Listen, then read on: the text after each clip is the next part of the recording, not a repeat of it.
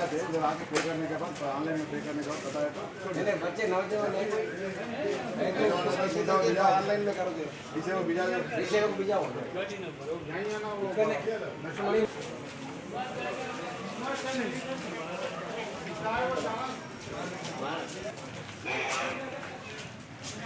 Answer हमनर colony आश्रम compound colony में order search किया। इसमें 2 ACPs, एक ACP आसिफ नगर, ACP गोशामाल नरेंद्र रेड्डी साहब, additional inspector Narayan Reddy and other 8 inspectors, 15 SIs, 132 other staff, 30 women staff, पूरा जुमला मिलके 186 पुलिस ऑफिसर, 192 घर चेक किया।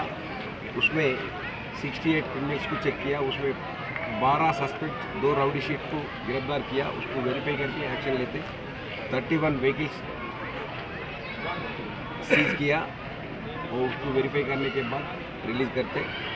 और फेल्टनीड्स बोला प्रजा के लिए क्या होना बोल के ड्रेनेज प्रॉब्लम है, वो वाटर भी नहीं आ रहा है। वो वाटर वर्क्स को लेटर भेजते, ड्रेनेज म्यूनसिपलिटी को भेज देते। Public cooperation is good. Thank you.